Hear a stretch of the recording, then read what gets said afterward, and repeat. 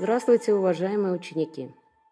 Сегодня у нас 7-й урок. Assalomu alaykum, o'quvchilar. Bugun siz bilan 7-chi darsimizni o'tamiz. Mavzuyimiz esa olmoshlar. Сегодняшняя наша тема это местоимение. O'z nomi bilan olmoshlar biron bir shaxsni yoki biron bir narsani o'z nomi bilan atamasdan boshqa so'z bilan ifodalash. Ya'ni boshqa so'z bilan ifodalanganda ishlatiladigan so'zlar. Almashinadigan, o'rniga almashinadigan so'zlar. Hattoki mana местоимение deganda ham mana ikkita negiz bor. Место имени ismni o'rniga ishlatiladigan so'zlar. Demak, местоимение это часть речи, которая указывает на лицо, предмет или признак, но не называет его. Ya'ni olmoshlar biron bir shaxs yoki predmetni ko'rsatib yoki uni bir xislatini ko'rsatib, lekin aslida nomlamaydi. Demak, olmoshlar rus tilida 9 xil bo'ladi. Birinchisi, asosiysi bu kishilik olmoshlar. Личные местоимения deyiladi. Я, men, ты, sen, он o'g'il bolaga nisbatan ishlatiladi u. Ana qiz bolaga nisbatan ishlatiladi u. Оно jonsiz narsaga nisbatan ishlatiladigan u. Biz, мы, siz, вы, они, ular bo'ladi. Rus tilida siz va sizlar bitta so'z bilan ataladi, вы deyiladi. Agar biron kimga murojaat qilmoqchi bo'lsangiz, telefonda yozasizmi, internetda yozasizmi, yo qog'ozda bir xat yozganingizda вы-ni katta harf bilan yozasiz. Unda bitta shaxsga hurmat yuzasidan katta odamga ishlatilganligini ifodalaydi. Sizlar deganda kichkina harf bilan вы deb ishlatishingiz mumkin. Bu ko'plikka nisbatan ishlatiladigan holat. Endi misol keltiramiz. Ты умный парень. Sen aqlli yigit. Она опытный врач. U malakali shifokor. Мы дружный класс. Biz ahil sinf. Вы приходите завтра. Siz ertaga keling. Он приехал издалека. U uzoqdan keldi. Оно, bu yerda jonsiz narsa haqida gap ketyapti. Здание. Строилось 2 года. Ya'ni bu bino 2 yil davomida qurildi. Ikkinchisi, возвратное местоимение, ya'ni o'zlik olmoshi. U bitta so'z bilan ifodalanadi. Себя, ya'ni o'zini yoki o'zimni ma'nosida keladi. Masalan, kelishiklarga o'sha падежlarga qo'yganimizda себе, собой, о себе degan holatlarda ifodalanadigan so'z. Ya'ni tarjimasi o'zi yoki o'zimga, o'zi bilan yoki o'zim bilan, o'zi haqida yoki o'zim haqimda degan ma'noda keladi. Misol keltiradigan bo'lsak, я вижу себя через 10 лет. Men o'zimni 10 yildan keyin ko'ryapman. Ты можешь рассказать о себе. Sen o'zing haqingda ayta olasanmi? Задайте себе вопрос. Ya'ni o'zingizga savol bering. Он гордится собой. U o'zi bilan faxrlanadi. Uchinchisi, egalik olmoshlar, ya'ni притяжательное местоимение. Egalik olmoshlari, ya'ni biz ega bo'lgan narsa, men ega bo'lgan narsa, sen, biz, siz, ular, u ega bo'lgan narsa. Mana shu holatlarda ishlatiladigan so'z. Demak, o'zbek tilida bu mening bo'ladi, rus tilida tur xil holatda bo'ladi. Nimaga tur xil holatda? Chunki esingizda bo'lsa, rodlar bor edi. Mana bu mужской rodda ishlatiladi. Bu женский rod so'zlarga nisbatan ishlatiladi. Mana bu holat средний rodga nisbatan ishlatiladi va mana bu holat esa ko'plikka nisbatan ishlatiladi. Ya'ni o'zbek tilida mening uyim, mening otam, mening akam farqi yo'q, hamma narsa mening. Lekin rus tilida bu holat o'zgacha bo'ladi. Mужской rod so'zi keladigan bo'lsa, mo'yni ishlatamiz. Masalan, мой ноутбук, ноутбук мужской rod. Моя сестра, сестра женский rod bo'lgan uchun моя bo'ldi. Моё зеркало, mening ko'zguim, зеркало средний rod bo'lgan uchun моё bo'ldi. Мои друзья, ko'plikda bo'lgani uchun mening do'stlarim мои bo'ldi. Ya'ni ko'plar xato qiladi, mo'y deb hamma narsaga nisbatan ishlatishadi. Mo'y mashina, mo'y sestra, mo'y mama deyishadi. Bu noto'g'ri. Men o'g'il bolaman-ku degan holatni ham eshitganman. Bu katta xato. Bu shaxsga nisbatan emas, aytilayotgan narsa yoki shaxsga nisbatan ishlatiladi. Masalan, gap mashina haqida ketadigan bo'lsa, mashina женский rodmi? Mayani qo'yasiz. Akam haqida gap ketayotgan bo'lsa, brat мужской rodmi? Mo'y brat bo'ladi. Xuddi shu holat seningga nisbatan ishlatiladi. Мужской rodda твой брат, твоя сестра, твое зеркало, твои друзья. Xuddi boyagi so'zlar faqat endi seniki ma'nosida keldi. Endi bizning, ya'ni ko'pchilik biz ega bo'lgan narsa ham turli xil bo'ladi. Мужской rodda наш, женский rodda наша, средний rod наши va ko'plikda nashi bo'ladi.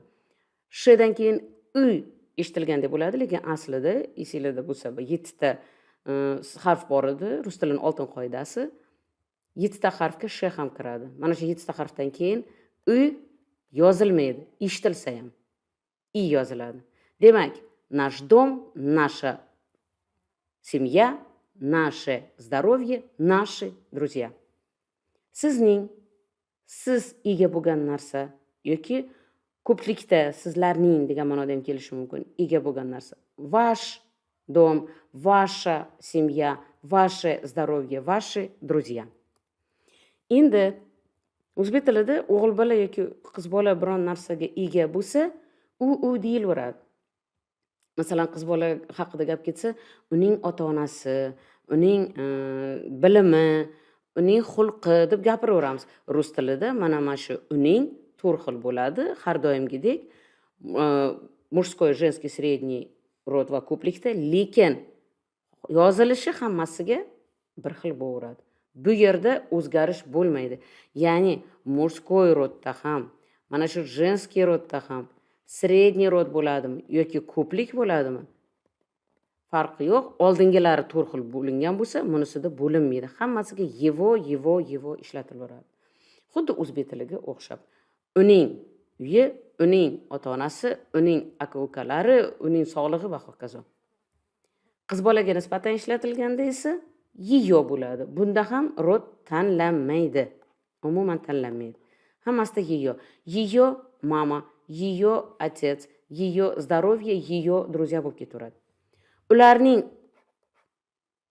ya'ni ular ega bo'lgan narsaga nisbatan ishlatmoqchi bo'lsak, bu ham xuddi o'zbek tilidek o'zgarmaydi. Hammasiga ularning bo'lib ketaveradi. Ya'ni их. Их дом, их семья, их дети, их друзья va hokazo. Ya'ni rod tanlanmaydi. Keyingi holatga o'tamiz. Misollar keltiramiz. Demak, мой новый дом.